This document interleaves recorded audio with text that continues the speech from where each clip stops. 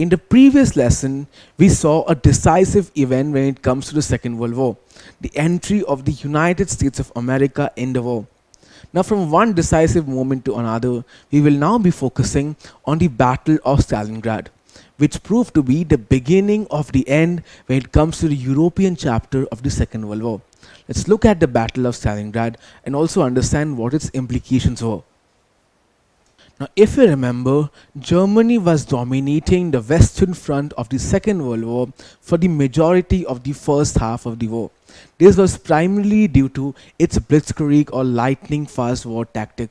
Through the blitzkrieg, Germany was able to conquer many nations in Western, Northern and even Eastern Europe, thus making a very big German front. Germany was enjoying its dominance, but things changed when the United States of America entered the war front. USA joined on the Allied side and started to immediately take over portions on the Western front. Thus, Germany realized that it could no longer focus upon the Western Front alone, and it also has to consolidate the Eastern Front as well, so that it could continue its domination.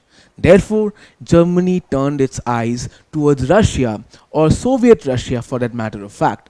Now, in order to consolidate the Eastern Front, in August of 1942, the German army moved relentlessly into Russia. Now, the German army was able to move as close as Moscow, the capital of the Soviet Union, and in fact, it planned on capturing the city of Stalingrad. Now, Stalingrad was a very strategic city for the Soviet Union because this was an important industrial as well as communication hub, and it also was the primary source of the procurement of weapons for the Soviet army. So what the German army thought was that if they can control the strategic city of Stalingrad, and eventually the Russian army would wither away due to a lack of supplies. And that is why the German army decided to move towards Stalingrad, which made an engagement or a confrontation with the Russian army inevitable. And this started a prolonged battle between them, which goes down in history as the Battle of Stalingrad, which perhaps is one of the most important battles fought in the Second World War. Now, the Soviet Russians were putting up a firm resistance against the Germans, but they were having a hard time in doing so. The Battle of Stalingrad was proving to be a turning point in a different way altogether, as the Axis powers actually had a chance of winning the battle, and if they did so, they would get complete control over Soviet Russia, therefore helping them win the Second World War itself. However, things went down a little differently. So we saw that Nazi aggressive expansion allowed Germany to move into Soviet Russia, where it managed to gain significant territory and eventually come face to face with the Soviet army at Stalingrad. As the Battle of Stalingrad was fought, and given previous Nazi victories, this was supposed to be an easy win, but quite surprisingly, Nazi Germany went on to lose the Battle of Stalingrad. Did the USA come in to help Russia, or was it Britain? You see, in reality, Mother Nature had arrived to save Russia. You all must be confused right now. You see, the reason Germany lost this battle was because of winter. When Germany was about to attack Stalingrad, the Soviet Union was hit by the harshest of winters in recorded history. The winter was so harsh, in fact, that Germans began to suffer from fatigue. They were in no way prepared for winter, they had no supplies and did not even have warm clothes. Even the oil inside their vehicles froze, and their loyal motorized units, including their trucks and tanks, were rendered useless. So after an initial success in the invasion of Soviet Russia, winter had badly hampered Nazi plans. By October, the Germans already had started losing their men, and in this situation, the Soviet Russians launched a counter-attack in November. The Soviets were born and brought up in these harsh winters and were trained to fight in these conditions, and they were able to surround the weak German army within a week and cut any routes for the Germans to escape or get their supplies from. Despite Hitler's insistence to fight on, the German army gave up, and on 31st January 1943, Germany officially surrendered. The Battle of Stalingrad saw a record loss of life, with over 1 million dead on both the Soviet as well as the Axis side. This included countless thousand civilians as well. However, the Soviet army and the Soviets itself did not fall to a resistance from the Germans, and they fought till the very end. In fact, you can see this illustration over here, which shows a Soviet soldier holding back a Panzer tank, which is an embodiment of the Nazi army, and he's holding back the tank from crushing the city of Stalingrad. The Soviets were able to hold the Germans back till the right amount of time, and eventually the Germans were exhausted and they had to surrender. The surrender of Germany, in fact, is the most momentous part of the Battle of Stalingrad, as the German surrender at Stalingrad has often been described by historians as the greatest defeat of Germany in history.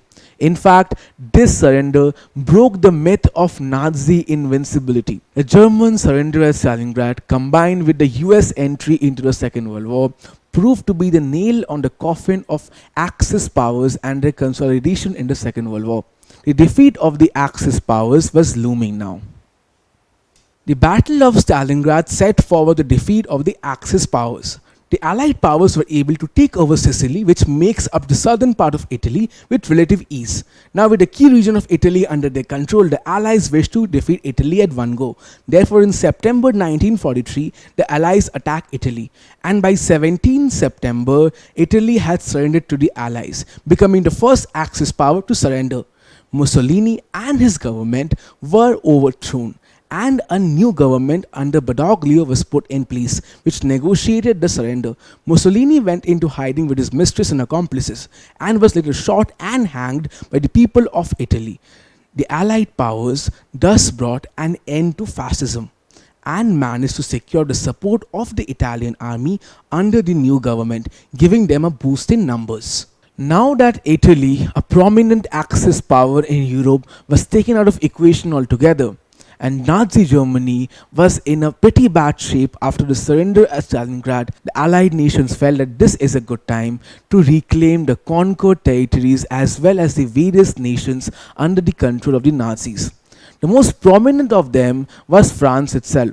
If you remember, France itself was an Allied nation, and a portion of it had been under Nazi occupation. Therefore, in the March of 1945, the combined Allied forces landed at Normandy Beach in France, and they fought through the resistance of the Germans, and with great hardship were able to reclaim France from the Nazis and push the German army back into their borders. This proved to be a big boost for the Allied forces, as not only did their morale go up, but so did their numbers, as the unified French army was ready to fight again.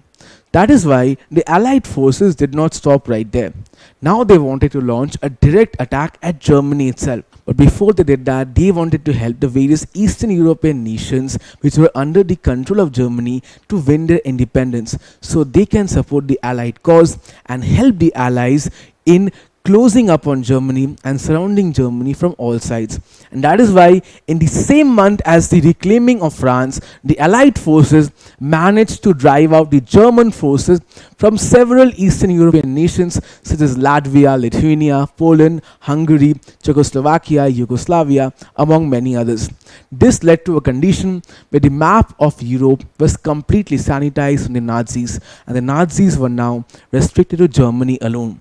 And that is when the Allied forces launched the ultimate attack on Germany in April of 1945, when the Allied powers attacked Germany from both sides. This led to the decisive Battle of Berlin, which we will be seeing right now. The Battle of Berlin is the final chapter of the Second World War in Europe.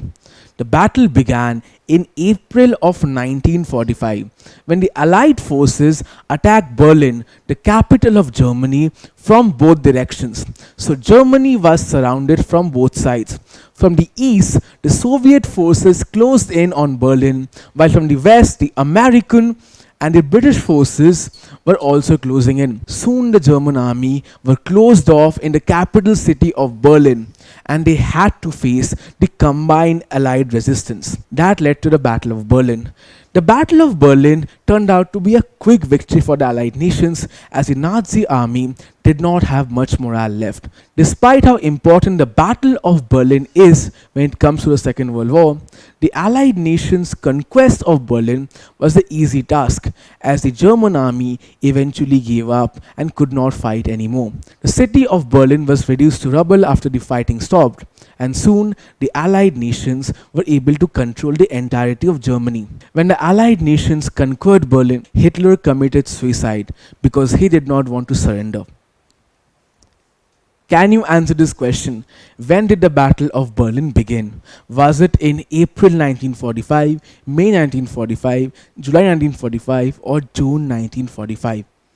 The correct answer is April 1945. The Battle of Berlin barely lasted for an entire month. Within a single month, the Allied nations were able to capture Berlin. Now, with the capture of Berlin, we saw that Hitler committed suicide. And exactly a week after that suicide, Germany surrendered to the Allies on 7th of May 1945. This surrender ended the war in Europe. As you can see in this newspaper, which says that Germany surrenders, war in Europe ended at 8:41 p.m. on that Sunday. Over here you can see the Nazi government is surrendering to the Allied powers. The day after Germany surrendered to the Allied powers, which was 8 May 1945, this day was celebrated all over the world as the day of celebration of victory in Europe, because this marked the end of the war in Europe alone. Now, this day was also known as VE Day, or Victory in Europe Day, and you can see how happy these souls look like because the war was finally over for them. Now, do you think the end of war in Europe was also the end of the Second World War? Absolutely not. The war was not restricted to Europe alone, and it was spread all over the world, including Asia. And in Asia, the final Axis power still stood strong, which was Japan. Japan was continuing its imperial domination and its expansions without worrying about the surrender of the other Axis powers. Therefore, it was still required to put an end to the activities of Japan, as without it, the war would not come to an end. That will bring us to the very final chapter of the Second World War, where USA comes up to a task of stopping Japan in its tracks with perhaps the most deadly weapon ever invented by mankind. So therefore, while we saw the end of the war in Europe in this lesson, in the next lesson we will see the final chapter of the Second World War, which also is perhaps the deadliest. Don't forget to subscribe to our channel and hit the bell icon.